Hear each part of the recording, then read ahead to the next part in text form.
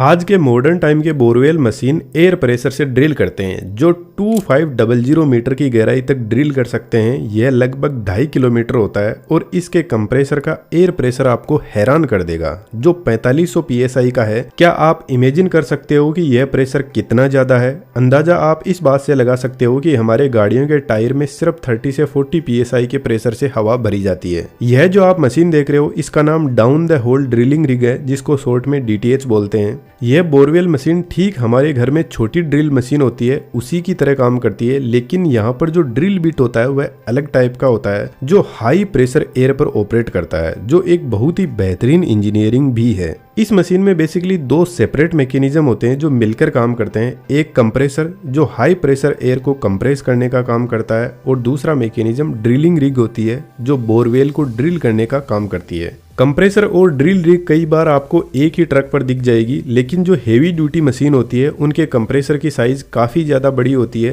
तो उनके कंप्रेसर को एक अलग ट्रक पर रखा जाता है। एक्चुअल में ज्यादातर हम इस ड्रिलिंग रिग में इंटरेस्टेड होते हैं, लेकिन यहाँ पर मास्टरमाइंड कंप्रेसर ही होता है जो साइड में ट्रक पर लोडेड रहता है। यहाँ पर एक हेवी ड्यूटी इंजन लगा रहता है जो लगभग 400 से 500 HP की पावर का होता है। यह डिपेंड करता है कि मशीन की ड्रिलिंग पावर कितनी है। यदि मशीन 1000 मीटर तक ही ड्रिल कर सकती है तो इसके इंजन की पावर भी कम ही होगी। यह इंजन 12 सिलेंडर का हो सकता है जो ठीक हमारे नॉर्मल गाड़ियों के इंजन की तरह ही काम करता है। इंजन का वर्किंग मैकेनिज्म को मैंने इस वीडियो में एक्सप्लेन किया है, तो वीडियो कंप्लीट होने के बाद में आप यहां से देख सकते हो। डिटेल्स आपको डिस्क्रिप्शन में मिल जाएगी। इंजन की मेन शाफ्ट कंप्रेसर से जुड़ी रहती है। यह एक रोटरी स्क्रू टाइप कंप्रेसर है। इस कंप्रेसर में दो रोटर होते हैं, एक मेल रोटर दूसरा फीमेल रोटर। सिर्फ मेल रोटर को ही इंजन से डायरेक्ट पावर मिलती है। कंप्रेसर के पहले एयर फिल्टर लगा रहता है जो बाहर से हवा को अंदर की तरफ खींचता है और हवा में अवेलेबल डस्ट पार्टिकल को रिमूव करता है। बाद में हवा इन रोटर ब्लेड पर पहुंचती है और यह रोटर कुछ इस टाइप के बने होते हैं कि एक बार जो हवा ट्रैप हो जाती है उसको वापस पीछे नहीं जाने देते और आगे की तरफ एक छोटे एरिया में कंप्रेस करते जाएंगे। और यहाँ पर पहुंचते पहुंचते एयर का प्रेशर बहुत ज्यादा बढ़ जाएगा, लेकिन साथ में एयर का टेम्परेचर भी काफी ज्यादा बढ़ जाता है, तो इसको हमें थोड़ा ठंडा करने की जरूरत है। तो यहाँ पर पावरफुल रेडिएटर लगे रहते हैं जो इस हाई प्रेशर एयर को थोड़ा कूल डाउन करने का काम करते हैं। एयर का टेम्परेचर रिड्यूस होने के बाद में फ्लेक्सिबल पाइप की हेल्प से एयर को भेजा जाता है ड्रिलिंग रिग के कंट्रोल बोर्ड में। इस कंट्रोल बोर्ड से प्रेशर को मैनेज किया जाता है और यहाँ से हाई प्रेशर एयर जाती है स्वीवल मैकेनिज्म के पास में। स्वीवल एक बहुत ही इंपॉर्टेंट कंपोनेंट होता है जो हाई प्रेशर एयर को ड्रिल स्ट्रिंग से जोड़ता है और यहाँ से आगे ड्रिलिंग स्टार्ट हो जाती है। लेकिन इस मैकेनिज्म को थोड़ा सा समझना जरूरी है। यहाँ पर साइड में दो एयर मोटर होती है जो पूरी स्ट्रिंग को रोटेट करवाने का काम करती है, लेकिन इस रोटेशन से ड्रिलिंग नहीं होती है। इसके कुछ अलग ही काम है, मैं आपको आगे बताऊंगा। यह दोनों मोटर भी एयर प्रेशर से ही काम करती है, जिनका मैकेनिज्म हमें समझना चाहिए। मोटर का रोटर सेंटर में ना होकर थोड़ा सा साइड में होता है। जब हाई प्रेशर एयर यहाँ पर आती है तो इन ब्लेड पर फोर्स लगाएगी जिससे रोटर रोटेट करने लगेगा। जब यह एयर ब्लेड पर फोर्स लगाते हुए यहाँ पर पहुँचती है तो एरिया काफी ज्यादा बड़ा हो जाता है, जिससे एयर का प्रेशर डाउन हो जाता है और यह लो प्रेशर एयर हमारे किसी भी काम की नहीं है। तो यहाँ पर साइड में लगे होल से एयर को बाहर छोड़ दिया जाता है। इस तरीके से मोटर कंटिन्यूअस रोटेट करने लगती है। यह मोटर देखने में छोटी है, लेकिन इसकी पावर काफी ज्यादा हाई होती है। कंट्रोल बोर्ड से मेन पाइप को डायरेक्टली इन स्ट्रिंग के पाइप से कनेक्ट किया जाता है, जिसमें एक्सट्रीमली हाई प्रेशर को भेजा जाता है। इसलिए यहाँ पर यह पाइप मजबूत स्टील के बने होते हैं। इन पाइप के आगे ड्रिल बिट लगा रहता है जो असल में एक हैमर होता है और यह हैमर कितने ही मजबूत पत्थर को तोड़ सकता है, जो अपने आप में एक बेहतरीन इंजीनियरिंग यूज करता है। वैसे तो यह पूरा हैमर एक हाई स्ट्रेंथ स्टील का बना होता है, लेकिन सिर्फ इसका आगे का पार्ट ही पत्थर के डायरेक्ट कॉन्टेक्ट में आता है, जिस पर कुछ ऐसी बॉल लगी रहती है और यह बॉल काफी ज्यादा लंबी होती है, जिसको हैमर के हेड में अच्छे से फिट किया जाता है। यह बॉल बनी होती है एक बहुत ही स्ट्रॉन्ग मेटल की, जिसका नाम है टंगस्टन कार्बाइड, जिसकी वजह से यह बॉल पावरफुल स्ट्रोक सहन कर सकती है और इन पर फ्रिक्शन का भी कोई ज्यादा खास फर्क पड़ता है नहीं। हैमर को खोलकर देखते हैं इसके अंदर क्या प्रोसेस चलती है। यह मेन हैमर होता है, इसके आगे बॉल लगी रहती है।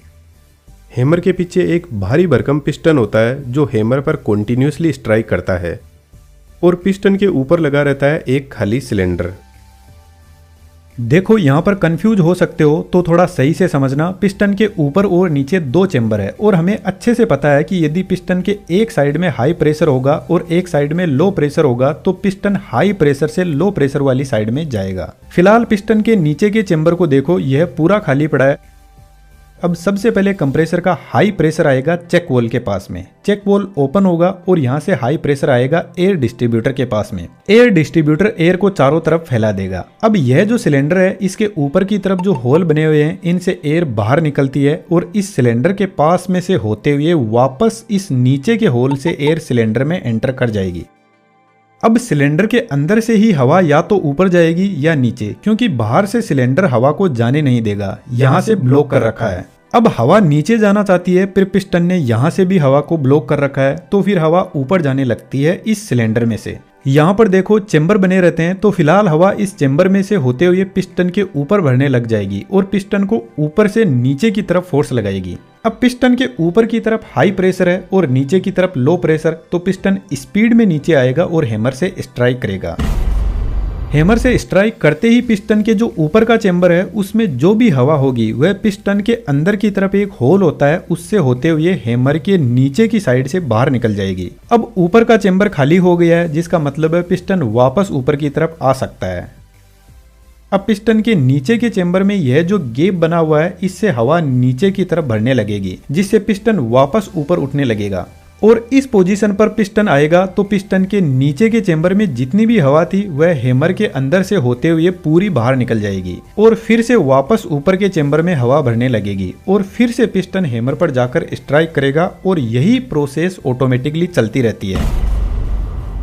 और यह काम इतना फास्ट होता है कि यह पिस्टन 1 मिनट में 1500 से लेकर 2500 टाइम्स स्ट्राइक करता है, जिसको ब्लोज पर मिनट बोलते हैं। और जब यह मशीन चलती है तो आपको घंटा बजने जैसी आवाज सुनाई देगी एकदम हाई स्पीड में। एक्चुअल में वह साउंड इस हैमर की ही होती है। अब हैमर इतनी हाई स्पीड में पत्थर पर स्ट्राइक करेगा तो पत्थर की एकदम बारीक कटिंग होने लगेगी, लेकिन पत्थर के इस कचरे को बाहर लाना जरूरी है, अदरवाइज तो हैमर फंस जाएगा। तो जो एयर का प्रेशर हैमर को स्ट्राइक करने के बाद में बाहर निकलता है हैमर से, उसका प्रेशर काफी ज्यादा हाई होता है, तो यह अपने साथ में पत्थर के टुकड़े, मिट्टी, पानी जो कुछ मिलता है उसको साथ में ऊपर लेकर आ जाता है। जब बोरवेल पूरा ड्रिल हो जाता है तो बोर को क्लीन करने की जरूरत होती है, तो इस कंडीशन में हैमर को रोक दिया जाता है और हैमर पूरी की पूरी हवा साइड में से पास करेगा, जिसका प्रेशर काफी ज्यादा हाई होता है और यह हवा ऊपर आते टाइम अपने साथ में सब कुछ कचरा पट्टी ले आती है। अब यहाँ पर एक सबसे बड़ा चैलेंज आता है, इस हैमर की बहुत ज़्यादा पावर होती है। यह किसी भी पत्थर को तोड़ सकता है, लेकिन कई बार पत्थर इतना ज़्यादा मजबूत होता है कि हैमर तो उसको रेगुलरली स्ट्राइक कर रहा है, लेकिन ऊपर से यह जो इतने सारे पाइप लगे हुए हैं, यह हैमर पर वजन नहीं डाल पाते, जिसकी वजह से पत्थर टूटता नहीं है।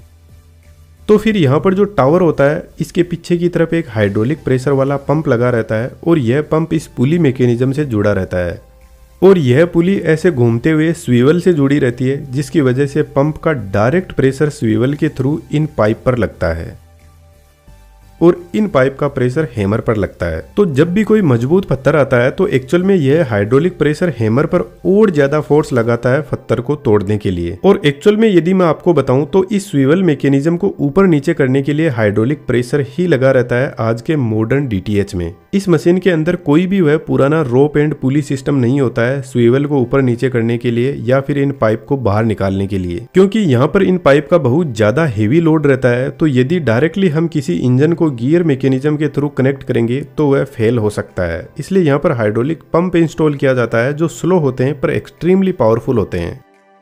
अब क्या आप बता सकते हो कि यह स्ट्रिंग रोटेट क्यों कर रही है? कहीं पर भी जरूरत नहीं है इसके रोटेशन की। तो इसके पीछे एक दूसरा रीजन है। यदि हम नॉर्मल हैमर से भी पत्थर को सिर्फ एक ही जगह पर स्ट्राइक करेंगे तो इसके टूटने के चांस बहुत कम हो जाते हैं। तो हैमर जब स्ट्राइक करते हुए रोटेट करेगा तो पत्थर को अच्छे से कट कर पाएगा और बोरवेल का बोर एकदम राउंड शेप में बनेगा। और सबसे इम्पोर्टेंट बात, जब ड्रिल काफी ज्यादा गहराई में होती है तो हैमर कहीं पर फंस सकता है, तो सेफ्टी के लिए रोटेशन बहुत जरूरी है।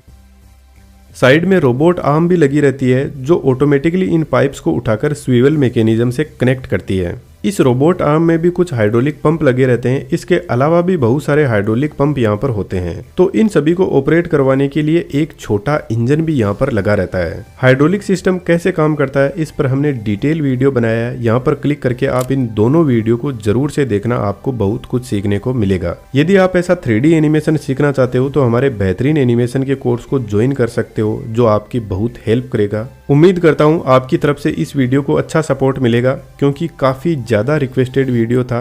कैसा लगा आपको जरूर से कमेंट बॉक्स में बताना। चैनल की मेंबरशिप जरूर से ज्वाइन कीजिएगा क्वालिटी वीडियोज पोस्ट करने के लिए। आपका कीमती टाइम हमें देने के लिए धन्यवाद।